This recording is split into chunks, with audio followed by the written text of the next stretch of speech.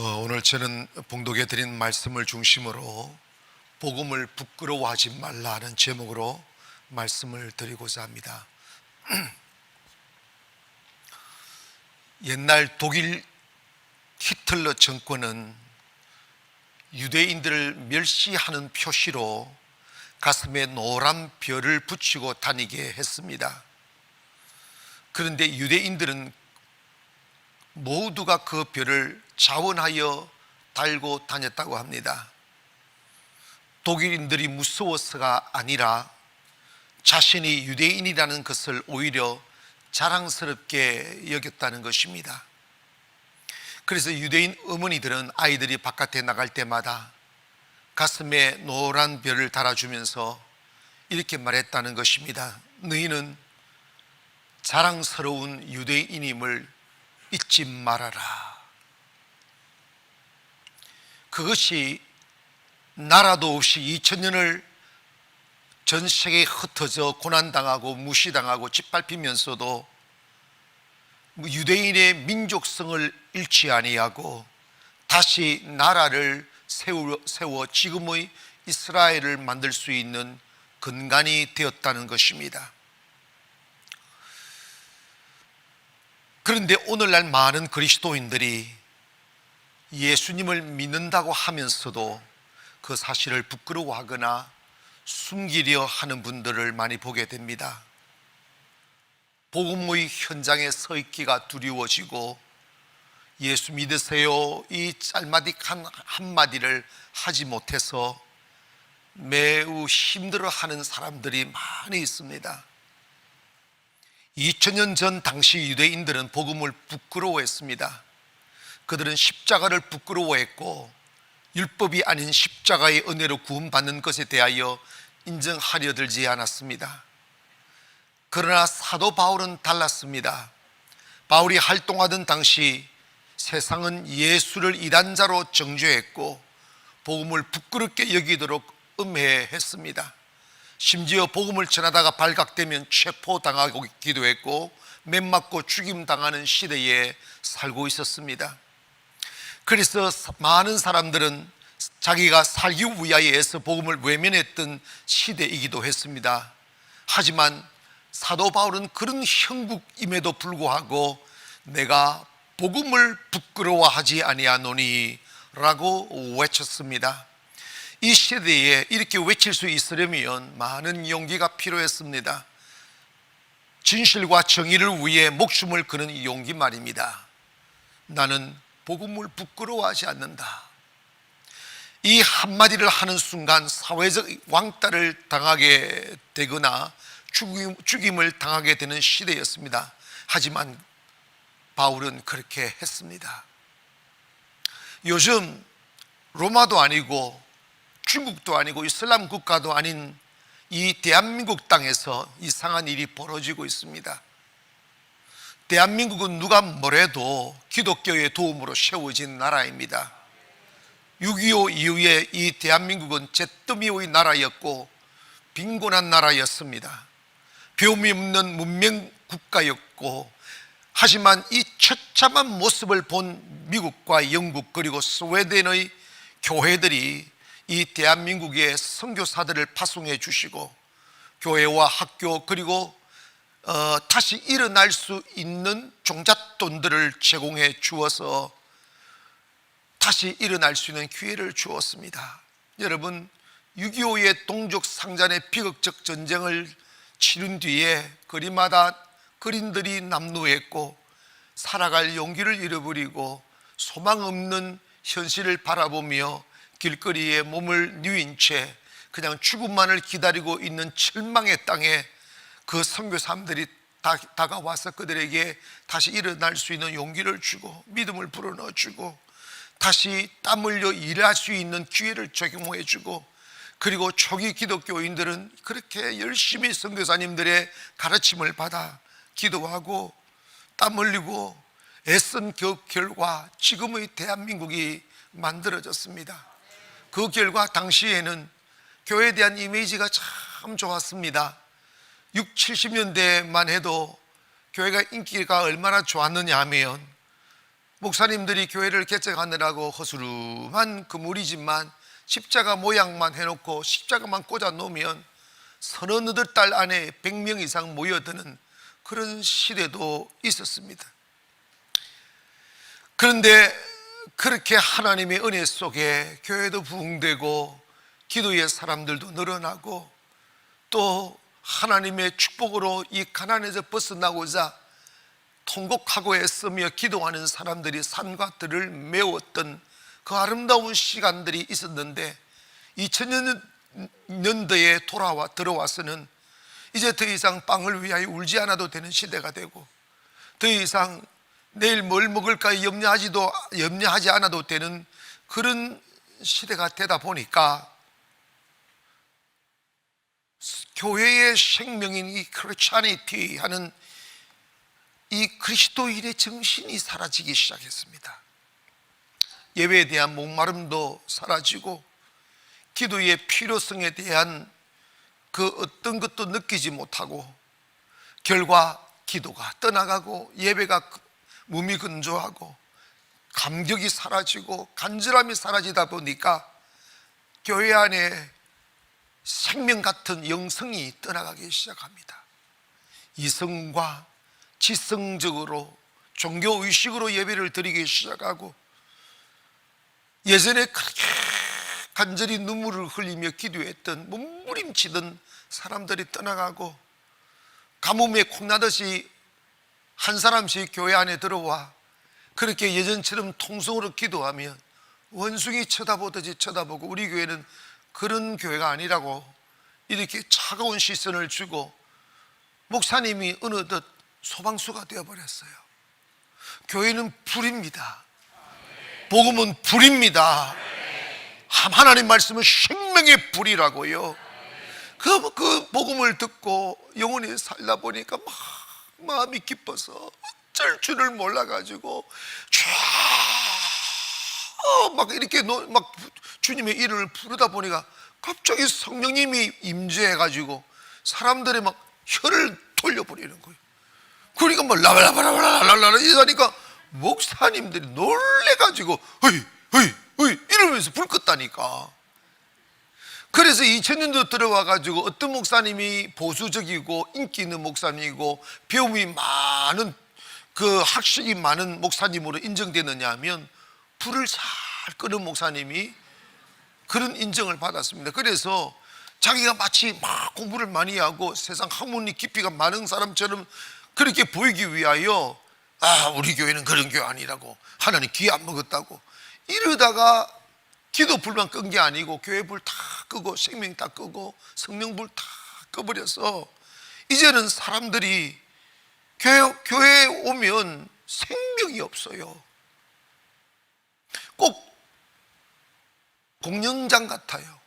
공연장은 화려한 전등불도 있고 춤추는 아가씨들도 있는데 교회는 늙어 빠진 목사님이 있고 돋보기 쓰고 이렇게 자기도 보는지 못 보는지 모를 설교를 하다 보니 재미없으니까 다 떠나가는 거예요.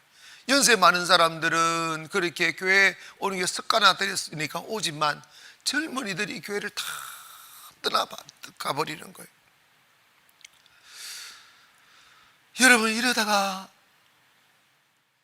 코로나의 천국을 맞이했습니다. 이제 더 이상 예수 그리스도의 복음이 자랑이 되지 못하고 부끄러움이 된 시대가 되었고 그 시대의 한복판에서 지금 저와 여러분들이 살아가고 있다는 것을 기억해야 됩니다. 어찌하시렵니까? 복음을 부끄러워하시겠습니까? 아니면 복음을 부끄러워하지 아니하고 이러한 어둠의 시간도 지나가고 불의한 권력도 꺼지고 악도 떠나가고 불의도 사라지고 언젠가 하나님의 정의가 불꽃처럼 피어올라 이 땅을 심판할 것이며 정의가 왕노릇하는 그 시간들이 곧 올 텐데 그때 나는 믿음을 지켰노라고 말할 수 있는 사람이 될 것인가? 우리 한번 고민해 보아야 됩니다. 마가복음 8장 35절에 주님이 이런 말씀을 하셨습니다. 누구든지 자기 목숨을 구원하고자 하면 잃을 것이요 누구든지 나와 복음을 위하여 자기 목숨을 잃으면 구원하리라. 사람이 만일 온 천하를 얻고도 자기 목숨을 잃어버리면 무엇이 유익하리요?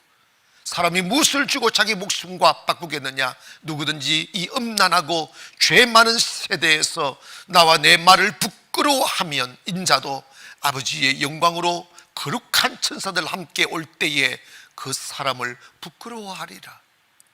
주님이 말씀하셨어요. 이런 때가 올 거라고. 예수 그리스도의 복음이 자랑이 되고 교회 다닌다고 하면 신뢰를 얻게 되고 오히려 더 유익을 얻게 됐던 시대가 잠시 지나고 이제 말세가 가까우고 그날이 가까우면 예수 그리스도를 믿습니다라고 고백하는 것이 두려움이 되고 세상으로부터 오히려 더 불이익을 당하는 그런 시대가 올 것이라고 주님은 이미 말씀하셨습니다. 하지만 여러분 곰곰이 생각해 보세요. 여전히 하나님은 이 세상을 다스리고 계시고 하나님의 심판의 시간은 이 시대 그 어떤 군왕의 정치의 모양새와 관계없이 진행되고 있다는 것을 믿어야 합니다. 자유로운 시대도 복음은 우리의 자랑이 되어야 되고 핍박의 시대도 복음은 우리의 자랑이 되어야 될 것은 오직 그 복음만이 우리의 영혼을 구원할 능력이고 그 복음만이 우리가 살아가야 될 생명임을 알아야 하기 때문입니다. 예수 믿으세요. 이 말 한마디 정말 아름다운 말입니다. 아름답도다. 복음을 전하는 사람들의 발이여 함과 같도다. 저희 교회는 여러 가지 자유롭지 못한 상황에서 목장별로 교구별로 이렇게 계속 전도를 하고 있습니다. 지난 목요일 날 참 무척 더웠어요. 대서였습니다. 근데 청년들은 매일 목요일마다 이렇게 전도를 하는데 그 무려 36도, 37도가 되는 태양볕 아래 정말 뜨거웠습니다. 그런데 배가 고픈지 백화점에 가서 복음을 전하자고 청년들이 신기시장 가가지고 복음을 전했습니다. 주님이 기뻐하셨을 거라고 생각합니다. 믿지 않는 사람들은 그 뜨거운 여름날 됐을 때 삼계탕을 안 먹고 복음을 증거한다고 신기시장 와가지고 전도지를 돌리고 있는 그 젊은 청년들을 바라보고 어리석은 자라고 비난도 했던 사람도 있겠지만 하늘에 계신 주님은 그 모습을 아름답게 보시고 축복하리라고 믿습니다. 우리는 복음을 전해야 돼요. 왜냐? 복음은 유일한 구원의 능력이기 때문입니다. 로마서 1장 16절에 내가 복음을 부끄러워하지 아니하노니 이 복음은 모든 믿는 자에게 구원을 주시는 하나님의 능력이 됨이라. 먼저는 유대인에게요 그리고 헬란인에게로다.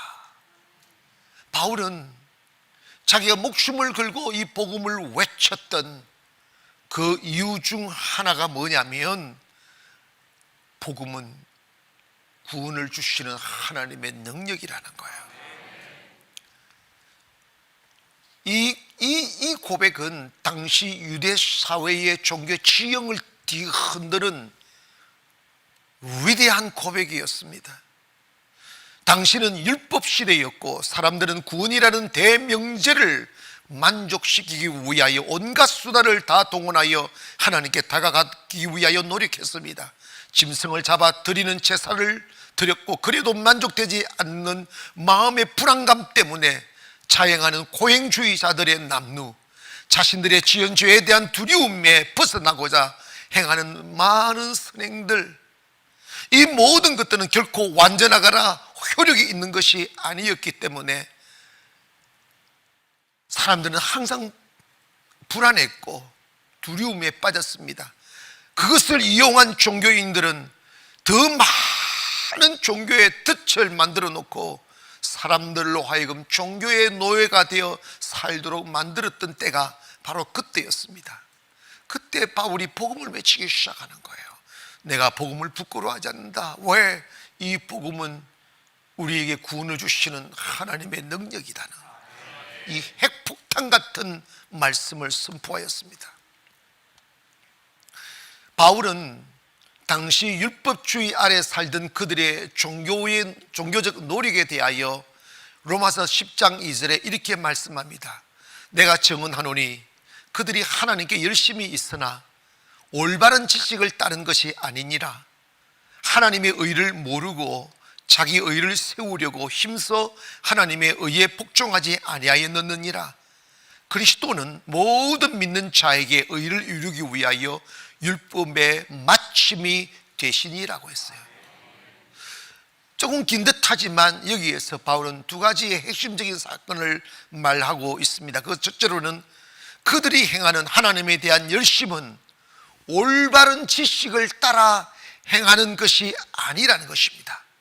때문에 그들이 율법 아래서 행하는 고행들과 선행들과 그리고 제사를 드리기 위하여 짐승들을 사서 바치고 온갖 노력을 다하는 것들이 하나님 앞에서 헛된 것이라는 사실을 말하는 것입니다. 왜? 올바른 지식으로 한 것이 아니라는 거예요. 바울은 이에 대하여 로마서에서는 그리스도인들이 경주장에서 경주하는 경주자와 같은데, 경주장에서 아무리 다닐지라도 법대로 경주하지 아니하면 상을 얻지 못한다는 거예요. 예수 믿는 법이 있다는 거예요. 신앙생활의 법이 있다는 거예요. 오늘 여러분이요, 진리의 법대로 신앙생활 하셔서 여러분의 종교적 노력과 땀 흘림과 수고가 헛되지 않기를 바랍니다. 둘째로 그리스도는 모든 믿는 자들의 율법의 마침이 되었다는 거예요. 이게 뭐냐면 그들은 고행을 하여야, 짐승을 죽여 피를 흘리고 제사를 드려야 죄를 사면받는다고 생각했는데, 왜 그러느냐? 율법은 죄를 지은 데 대하여 봉을 받아야 된다고 하기에 제사를 드림으로 아니면 고행을 함으로 자신들이 지은 죄에서 벗어나려고 하였지만 하나님의 지식을 따라 한 게 아니기에 그 모든 것조차도 헛된 것이다 말이에요. 그러면 왜 예수님이 율법의 마침이 되었던가? 예수님의 십자가의 죽으심이 바로 율법의 요구를 완성시키는 희생의 죽음이었기 때문이라는 것입니다. 당시 많은 사람들이 영혼 구원이라는 이 대명제의 요구를 완성시키기 위하여 많은 종교적인 행위를 법으로 제정했고, 그것을 지킴으로 그 자신들이 구원받는다고 생각하여 너무나 많은 사람들이, 율법주의자들이 만들어 놓은 많은 세부 세칙에 걸려들고 그것을 지키려고 정말 종교의 노예처럼 살았습니다. 고행을 해야 되고 금식을 해야 되고 구제를 해야 되고 때를 따라서 짐승을 바쳐야 되고, 이루 셀 수 없는 종교의 의식을 만들어서 거기에 딱 가두어 놓고 꼼짝도 할 수 없이 살게 만들어 놓았습니다. 그러나 바울은 구원은 그렇게 받는 게 아니라는 거예요. 구원은 하나님이 주시는 능력이라는 거예요. 하나님의 은혜로 구원을 받는다는 것입니다. 인간은 이 지구 땅 어디서 어떤 문화 속에 살아가든지 간에 필연적으로 해결해야 되는 문제 하나 있어요. 그게 뭐냐면 영혼 문제, 영혼 구원의 문제입니다. 이 문제를 해결하지 못하면 대통령도 지옥 가고, 장관도 지옥 가고, 국회의원도 지옥 가고, 선생님도 지옥 가고, 그 어떤 율법학자도 다 지옥 가는 거예요. 세상 권력이 무슨 소용이 있고, 재물이 무슨 소용이 있고, 세상 영광이 무슨 소용이 있습니까? 잠시 있다가 사라질 안개니라고 그랬어요. 할렐루야. 우리가 때로는 참 좋다, 아름답다, 나 죽어도 여한이 없겠다 하는 기쁨을 잠시 느낄 때도 있어요. 그런데 그 기쁨이 내 삶에 오래 머물지 않아요. 너무 행복한 생각 속에 잠기어 잠을 잤는데 아침에 일어나 보면 부엌에서 막 밥그릇 깨지는 소리가 들려요. 고통과 어둠도 마찬가지입니다. 너무 깊은 어둠 속에 내가 빠진 듯하고 숨을 쉴 것 같지, 숨을 쉬지 못할 것 같고 살 소망이 끊어서 내일이 없는 어둠이 우리를 짓눌러 태양의 탄식이 되고 한숨이 되는 고통 속에 빠져 있어도 그것도 영원하지 않습니다. 다 지나갑니다. 여러분, 그러나 우리 그 어떤 시간 속에 내몰려 살아갈지라도 우리가 꼭 이루어야 될 것 하나 있어요. 그게 뭔지 아십니까? 구원의 완성입니다. 구원받은 자로의 삶을 살아야 됩니다. 인간은 결국은 그 때를 향하여 달려가는 거예요. 때문에 오늘 이 복음을 부끄러워하지 않기를 원하고 이 복음만이 구원을 얻게 하는 하나님의 능력임을 믿기를 바랍니다. 두 번째로 복음은 뭐냐면 복음은 하나님의 의가 나타난다는 겁니다. 고백합니다. 복음은 하나님의 의가 나타난다. 이 말의 의미가 무엇입니까? 하나님은 거룩하신 분이에요. 거룩하다는 말씀은 구별됐다, 죄가 없다, 불의가 없다, 그런 뜻입니다.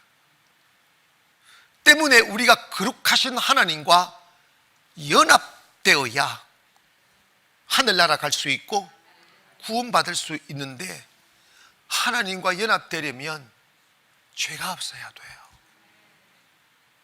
근데 불행히도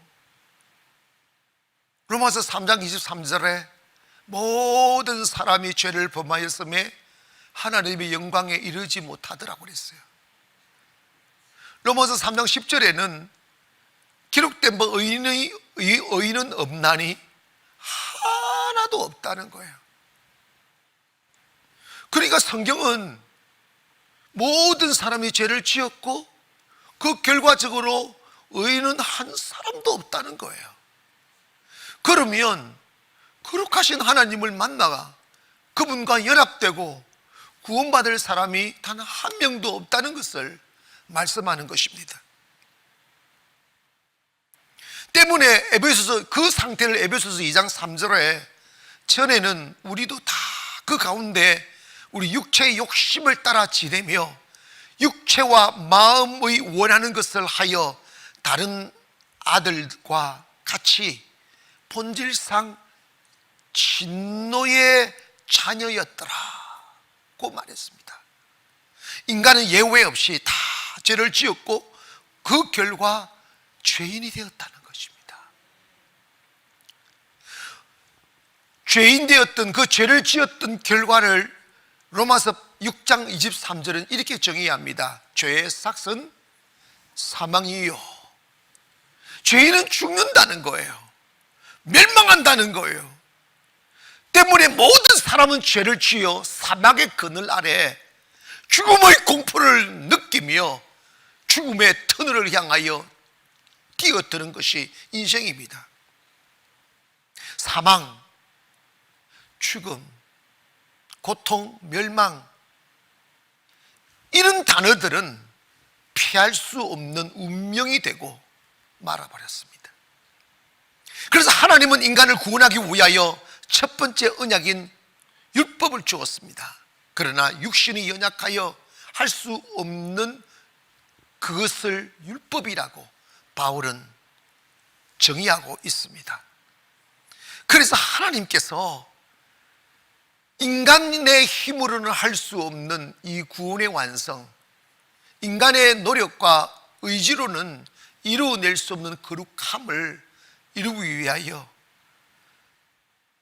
제2의 은혜의 언약을 허락해 주셨습니다. 그것이 바로 십자가를 통한 은혜의 구원입니다. 예수 그리스도의 죽음으로 인하여 율법을 완성시키고 율법의 마침이 되게 하시고 우리가 더 이상 행위로 구원을 얻는 길이 아닌 긍휼과 용서와 은혜로 구원을 얻는 길을 주님이 여셨다는 것입니다. 요한복음 3장 4절에 보면 모세가 광야에서 뱀을 든 것 같이 인자도 들려야 하리니 이는 그를 믿는 자마다 영생을 얻게 하리 함이라. 하나님이 세상을 이처럼 사랑하사 독생자를 주셨으니 이는 그를 믿는 자마다 멸망하지 않고 영생을 얻게 하리 함이라. 여러분, 이 말씀이 뭐냐면, 한 번은 이스라엘 백성들이 호르산에서 출발하여서 에돔 땅을 향하고 있을 때 먹을 것도 없고 목도 마르다 보니까 하나님을 원망하기 시작했습니다. 한 번의 원망이 아니라 이것은 벌써 여러 번째 원망을 하다 보니까 하나님이 그들의 죗값으로 독뱀을 막 일으켜서 그들을 물어 죽이기 시작합니다. 그러니까 이 살모사 같은, 삼보사 같은 이 맹독 독사들이 막 일어나 사람들의 발꿈치를 물어 죽이기 시작하는 거예요. 그때 백성들이 죽어가면서 모세 보고 막 어떻게 좀 해보라고 모세가 기도하면, 하나님은 이 백성들 이렇게 죽이기 싫습니까? 그때 하나님이 모세에게 한 가지 명령을 하셨습니다. 구리로 뱀의 모양을 만들어서 장대에 매달아 높게 매달아 올려라. 그리고 저 흩어져 있는 수많은 사람들로 하여금 알게 해라. 외쳐라. 너희들이 비록 하나님을 원망하다가 심판받아 이 뱀에 물려 죽어가고 있지만 내가 든 이 노뱀을 바라봐라. 이것만 바라보기만 하면 살게 될 것이다. 두 가지의 모양새의 사람들이 딱 갈리어졌어요. 그것을 비난하고 말이 안 되는 소리를 하지 말라고 막 하며 노뱀 보기를 거부했던 사람은 죽었고, 모세의 말대로 노뱀을 바라본 사람은 살았습니다. 아멘.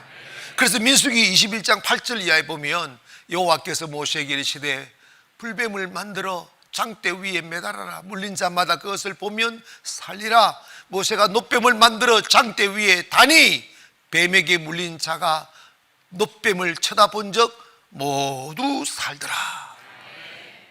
이것에 대하여 이 사건은 우연이 아니라 이후에 예수 그리스도가 이 땅에 오시어 노뱀이 장대에 매달린 것처럼 예수님이 십자가에 매달릴 것을 예시해 주신 것입니다. 그래서 요한복음 3장 14절에 모세가 광야에서 뱀을 든 것 같이 인자도 들려야 할지니 이는 그를 믿는 자마다 영생을 얻게 하리 하심이라. 이 말씀을 하고 있는 거예요. 여러분, 어떻게 이런 일이 벌어질 수 있습니까? 이것은 하나님의 언약이기 때문입니다. 인간의 노력과 땀과 수고와 인간의 의지로 못하니까 인간을 구원하기 위한 제2의 언약의 언약으로, 용서하는 언약, 사랑의 언약, 그것이 바로 십자가를 통한 구원인 것입니다. 그래서 고린도전서 1장 18절에 보니까 십자가의 도가 멸망하는 자들에게는 미련한 것이요 구원을 받는 우리들에게는 하나님의 능력이다. 사랑하는 여러분, 우리는 죄를 지었습니다. 그리고 앞으로도 죄를 지을 것입니다. 하지만 우리가 이 죄로부터 해방되고 그리고 거룩함을 얻게 되고 구원받게 되기 위하여 금식하고 고행하고 선행하고 착한 짓 해보려고 몸부림을 쳐도 바울에 의하면 그 지식 없는 행동이라는 거예요. 소용없는 행동이라는 거예요. 왜냐? 그런다고 해서 인간의 마음속에 죄성이 사라지지 않는다는 거예요. 하나님이 원하시는 것은 holiness, 거룩함이에요. 그 거룩함은 인간 속에 없는 본성입니다. 하나님의 본성이 들어와야 돼요. 그래서 인간이 할 수 없는 그것을 하게 하였는데 그게 뭐냐? 십자가를 통한 구원을 이루게 하시는 거예요. 예수님의 십자가의 보혈이 우리의 모든 죄를 다 사하게 하시고 씻어내어서 양털같이 흰눈같이 휘게 하여 구원을 완성케 하는 은혜의 복음이 바로 십자가의 복음인 것입니다. 때문에 이 십자가의 은혜의 복음을 믿기를 바랍니다. 마지막으로 복음은 믿음으로 완성이 된다는 것입니다. 따라합시다. 복음은 믿음으로 완성된다. 아멘. 예수 그리스도의 십자가의 죽으심은 우리가 지은 모든 죄에 대한 율법의 요구의 완성이며 죄에 대한 보상인데 부족함이 없는 것입니다. 남음이 있는 보상입니다. 그래서 예수님이 십자가에 못 박히시며 온갖 고초를 다 당하시고 피 흘리시고 마지막 목숨이 남아있을 때 주님은 다 이루었다. 영어로 I fulfilled all 이랬어요. 다 성취했다. 뭘 성취한 거예요? 뭘 이룬 거예요? 죄의 요구를 이룬 거예요.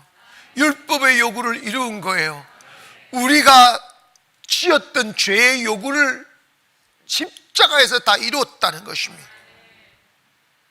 그래서 로마서 6장 14 죄의 삭은 사망이요 하나님의 은사, 하나님의 은혜는 그리스도 예수 우리 주 안에 있는 영생이니라. 죄는 우리에게 죽음을 요구하고 하나님은 우리에게 그리스도를 통한 생명을 주셨다는 것입니다. 주님의 십자가는 우리가 1000번을 태어나도 구원받을 수 있는 효력이 있는 은혜의 능력입니다. 할렐루야. 바울이 빌립보에 가서 복음을 전하다가 감옥에 들어갔어요.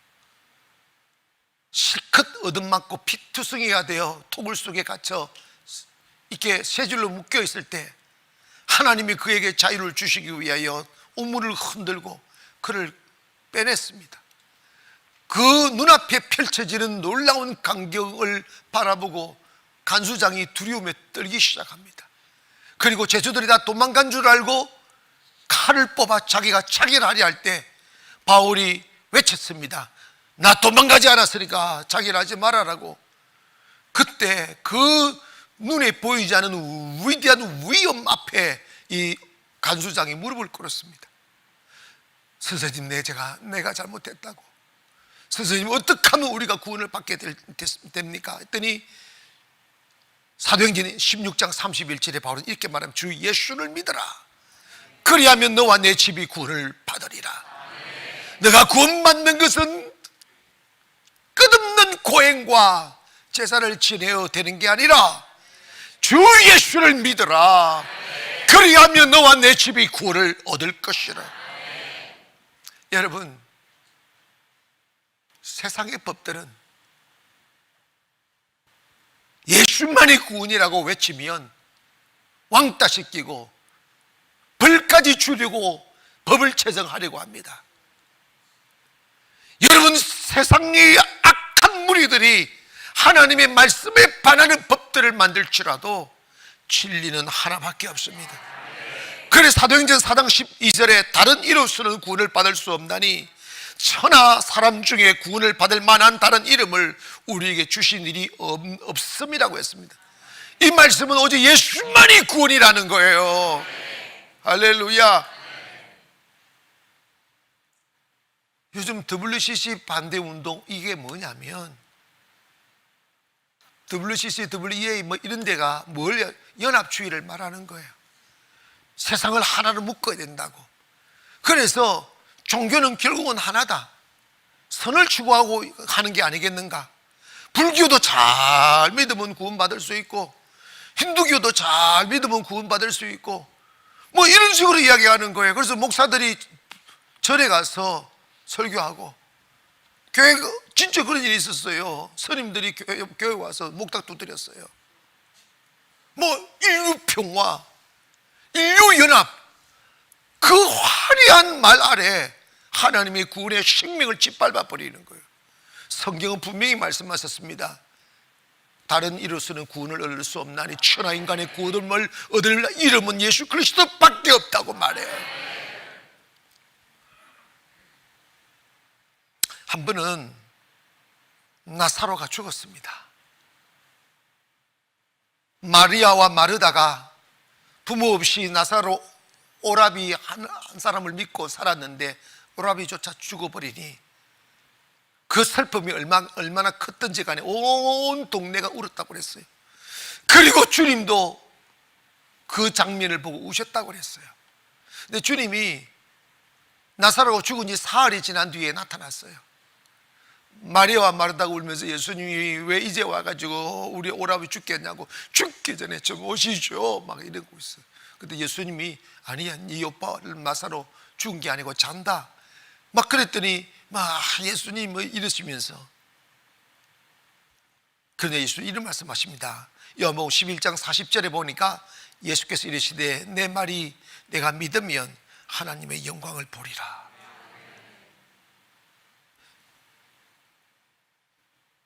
즉 뭐냐면 내가 지금 나사로가 죽지 않아서 잔다는 걸 말을 믿으라는 거예요. 네가 믿으면 영광을 볼 것이다. 사랑하는 여러분, 예수님이 그렇게 모진 고난을 참으시고 우리의 영혼을 구원하고 영생을 주시기 위하여 말로 표현할 수 없는 오랜 고통과 모멸감과 그 아픔들을 참으셔서 율법의 요구를 완성시키고 죄의 요구를 완성시켜 은혜로의 구원의 길을 열어주셨지만 우리가 그것 안 믿으면 소용없다는 거예요. 그거 안 믿고 고행하면 소용없다는 거예요. 그거 안 믿고 선행하면 소용없다는 거예요. 그거 안 믿고 제사 드리면 소용없다는 거예요. 그거 안 믿고 예배 드려도 소용없다는 거예요. 구원은 인간의 땀과 행위로 이루는 게 아니라는 거예요. 구원은 예수 그리스도를 믿는 믿음으로 얻는 것이라는 것입니다.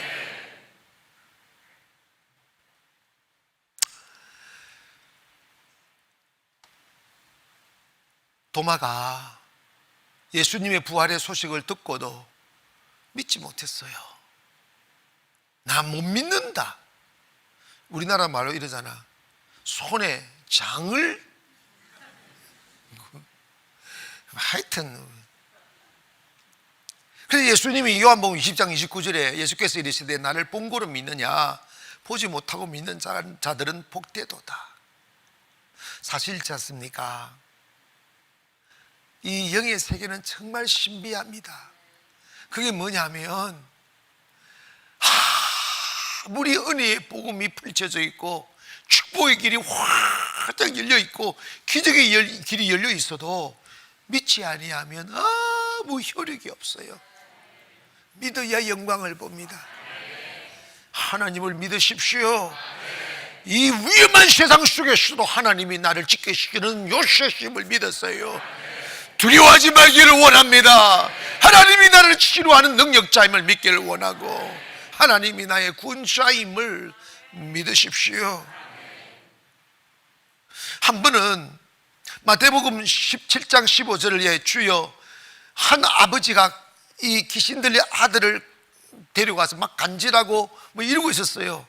그런데 예수님의 쭉 읽으면 주여 내 아들을 불쌍히 여기소서, 그가 간질로 심히 고생하여 자주 불에 넘어지며 물에도 넘어지니이다. 내가 주의 제자들에게 데리고 왔으나 능히 고치지 못하더이다.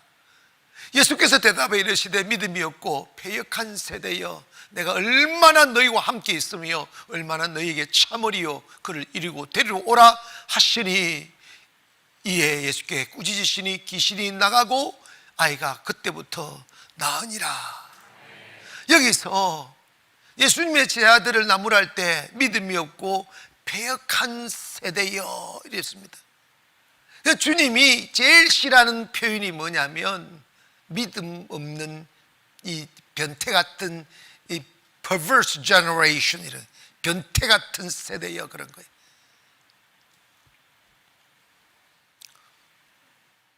한 번은 백부장의 하인이 열병이 걸렸어요. 백부장이 그동안 예수님을 많이 도왔어요. 제자들에게 선물 많이 준 거예요. 그런데 백부장의 가정에 무슨 일이 있다고 하니 제자들이 막 예수님 백부장 집에 가자고 막 잘했다고. 그때 백부장이 이런 말합니다. 예수님, 내 밑에도 수하가 있는데 오라면 오고 가라면 갑니다. 우리 집까지 오실 왕림하실 필요 없습니다. 오지 마시라는 뜻이 아니라 우리 집에 오심을 감당할 수 없습니다. 이곳에서 말씀만 하시옵소서. 그러면 내 하인이 나을 것입니다. 그때 마태복음 8장 13절 예수께서 백부장에 이르시되 가라 내 믿음대로 될지어다 하시니 그 즉시 하인이 나으니라. 여러분, 이미 구원은 2000년 전에 완성시켜 놨습니다. 언제 우리의 구원이 이루어지느냐, 언제 그 구원이 우리에게 완성되느냐, 예수 그리스도를 믿을 때입니다. 이 세상에 어둠이 뒤덮고 있고 불의가 뒤덮고 있고 악독이 만연할지라도 두려워하지 마세요. 주님이 세상을 이겼습니다. 이 땅에 그 어떤 얼굴의 역사가 펼쳐질지라도 세상의 역사는 다 바람처럼 사라집니다. 영원한 것은 예수 그리스도의 십자가를 통한 구원입니다. 그 구원을 얻어야 됩니다. 원시 시대에도 구원을 얻어야 되고 철기 시대도 구원을 얻어야 되고, 아멘 합시다. 산업 시대도 구원을 얻어야 되고 산업 청부화 시대도 구원을 얻어야 되고 21세기 최첨단 시대에도 우리는 구원을 얻어야 돼요. 그 구원을 얻으려면 뭐 해야 됩니까? 예수를 믿어야 돼요. 오늘 저와 여러분이 이 코로나로 인하여 나 예수 믿습니다, 예수 믿으세요 하는 말이 부끄러움이 되고 인기 없는 말이 되고 세상으로부터 외면을 당하는 이름이 되었어도 유대인이 자기가 그 핍박받는 시대 속에 살아가면서도 유대인이라는 사실을 부끄러워하지 아니하고 어머니가 어린 아들 딸에게 그 가슴에 노란 리본을 달아주면서 너 유대인임을 부끄러워하지 말라고 교육시켰던 것처럼 이런 시대 속에 살아가는 우리 그리스도인들이 복음을 부끄러워하지 아니하고 이럴수록 나는 예수를 믿는 사람이라는 것을 자랑하기를 원하며 예수의 십자가 외에 구원이 없다는 사실을 외치기를 바랍니다.